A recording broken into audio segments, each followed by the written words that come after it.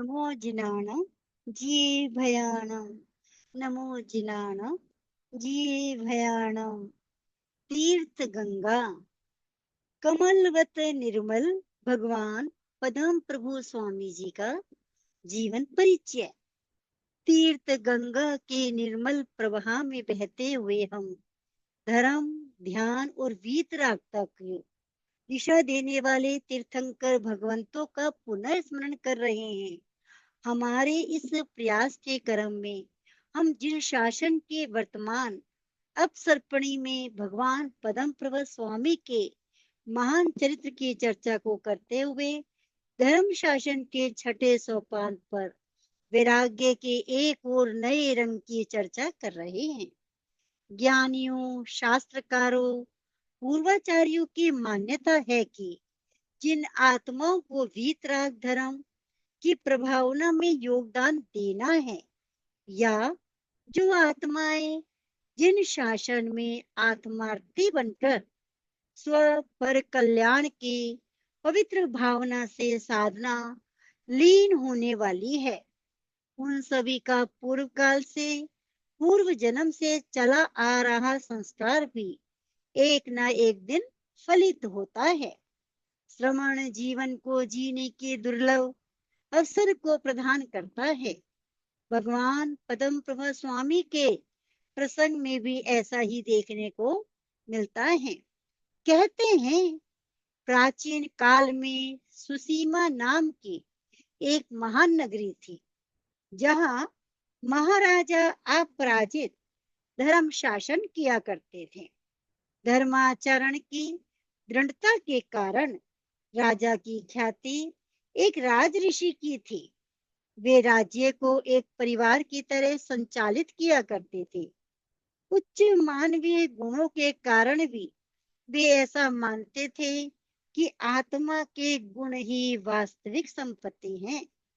सांसारिक वैभव और भौतिक सुख सुविधाएं क्षण भंगुर मात्र है, जो कभी भी और कहीं भी म्रियमाण हो सकती हैं, समाप्त हो सकती हैं। अस्तु, क्यों ना मैं भी आत्म बल की वृद्धि कर लूं।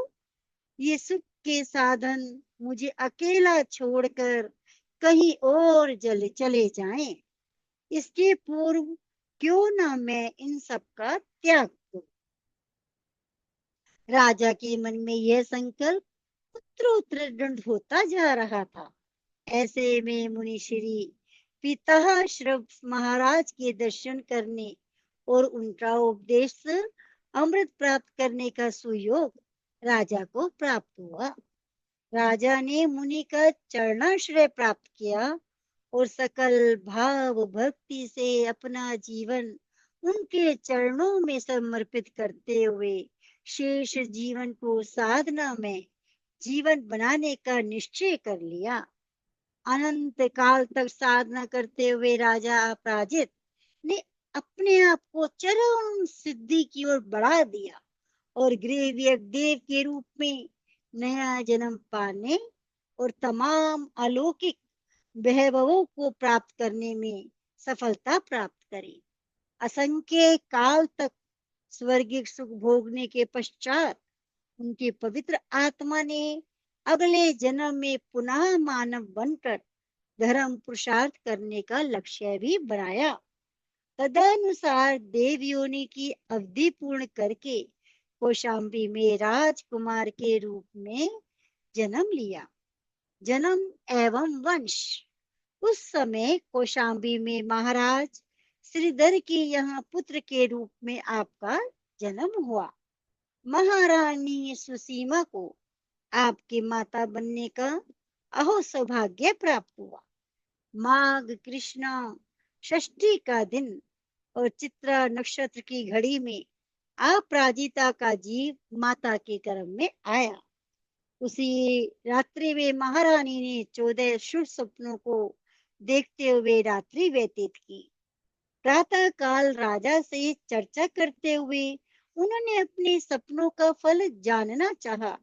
स्वप्नों के सुपरिणामों पर विश्वास करके महाराज श्रीधर और रानी सुसीमा को अपार हर्ष हुआ।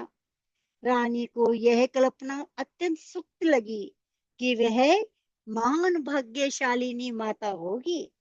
स्वयं महाराज श्रीधर ने रानी को श्रद्धा पूर्वक नमन किया और कहा कि हे देव महिषी, तुम्हें तो आगामी भविष्य में देव देवेंद्र भी नमन करेंगे।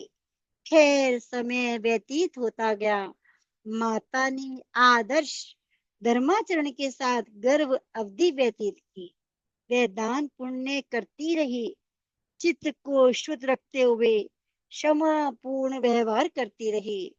उचित समय आने पर रानी सुप्रिया सुसीमा ने पुत्र रतन को जन्म दिया।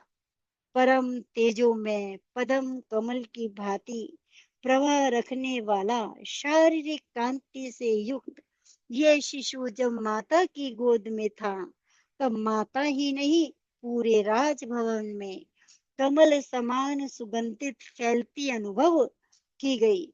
इसी कारण रानी ने इस पद्म गंध के संबंध में आयुर्वेद के जानकार एवं अंक शास्त्र के जानकारों से जानकारी प्राप्त की।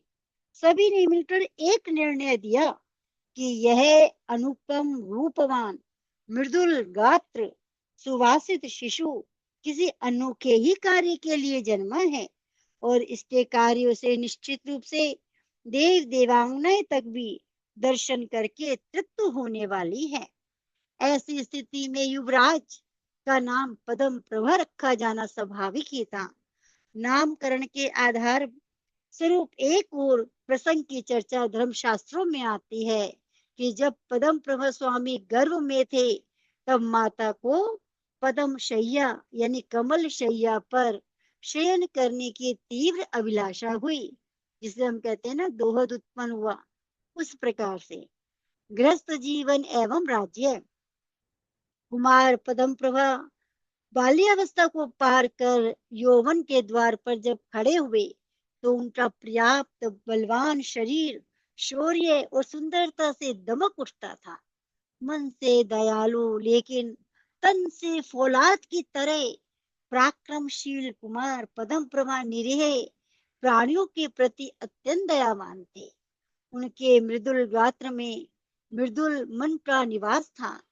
उनकी आत्मा में जन्म जन्मांतर के संस्कारों के कारण सांसारिक माया मोह सुख वैभव की जगह आत्मनोमुखी साधना के ही भाव थे। आंतरिक विरक्ति के कारण उनमें कर्तव्य प्राणता का ऐसा दृढ़ भाव था कि वे पिता माता और पारिवारिक जनों के साथ ही अपनों से बड़ों की आज्ञा का उल्लंघन करना अपराध समझते थे। उनके वैरागी मन की स्थिति से चिंतित होते हुए माता पिता ने उन्हें वैवाहिक बंधन में बांधने का प्रयास किया। साथ ही उत्तराधिकार के रूप में राज्य सत्ता का भोग कराने के लिए उन्हें तैयार किया गया। प्रागैतिहासिक शास्त्रकार कहते हैं कि कुमार पद्म प्रभा ने जब राज्यारोहण प्राप्त किया, तो नीति कौशल उदारता न्यायशीलता के साथ उन्होंने 21 लाख पूर्व वर्षों तक शासन सूत्र संभाला। राजा रहते हुए भी उन्होंने किसी को तुच्छ नहीं समझा। उनके महान जीवन में एक ऐसे अनेक गुण थे जो उन्हें सबका मित्र, सबका स्नेह, सबका उपकारक बनाते थे। जीवन रूपी यात्रा में आए अनेक पड़ावों पर सत्ता के दायित्व को संभालते रहकर ही उन्होंने कभी भी स्वयं को शासक नहीं बनाया। महाराजा पद्म प्रभा के शासन से प्रजा अत्यंत प्रभावित थी। जनता ये अनुभव करती थी कि राजा पद्म प्रभा राज्य दंडाधिकारी नहीं है, धर्म दंडाधिकारी है। इसी मान्यता के अनुसार आपने समस्त संसारिक सुख अधिकार संपन्नता वैभव स्वजन परिजन आदि की ममता से उठकर संसार को त्यागने का निश्चय कर लिया। दीक्षा धर्म संग धर्म प्रभावना। पद्म प्रभा स्वामी ने सदाचार पूर्वक पुण्य कर्म का उपार्जन करते हुए साधना में स्वयं को निमज्जित किया। स्वबोध से दीक्षा लेकर आपने 2 दिन के निर्जल तप के साथ दीक्षा अंगीकार की। यह शुभ दिन कार्तिक कृष्णा त्रयोदशी का था। आपके साथ 1,000 से अधिक पुरुषों के साथ दीक्षा ग्रहण की। ब्रह्म स्थल में वहां के भूपति सोमदेव के यहाँ आपका प्रथम पारणा संपन्न हुआ। तत्पश्चात निर्जन वन में निवास करते हुए पदम प्रभु साधना में व्यस्त रहने लगे।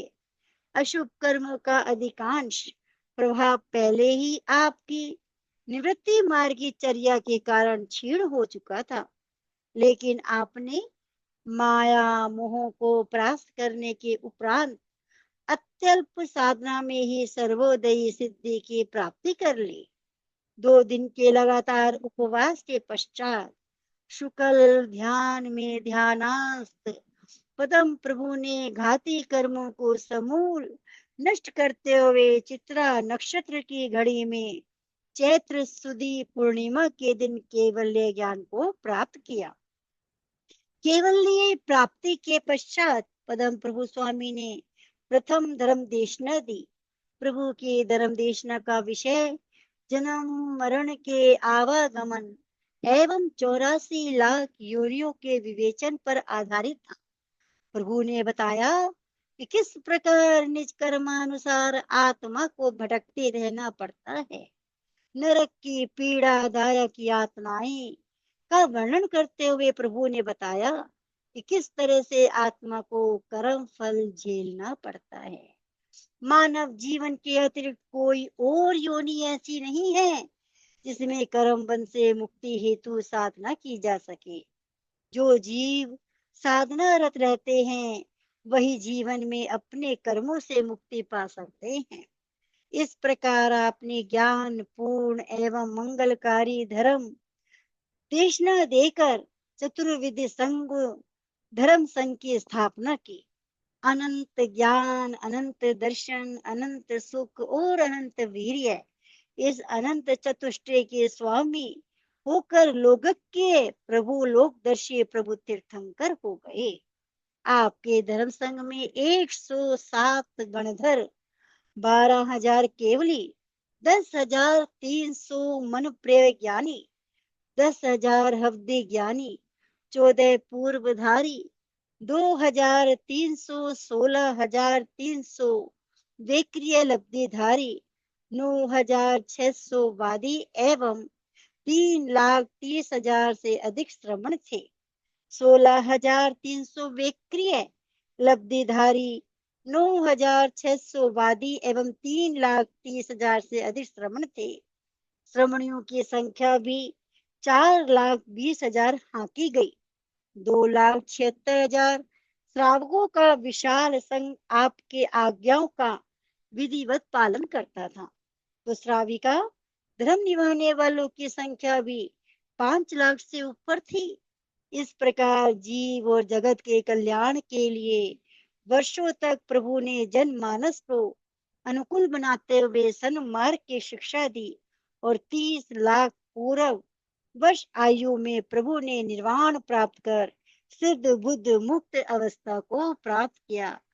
भगवान पदम प्रभु स्वामी की जय। गुरुवर श्री रविंद्र मुनि जी महाराज की जय। जय गुरुदेव, जय महावीर, जय प्रेम सुख। इस प्रकार से हमारा पद भगवान का चरित्र समाप्त हुआ।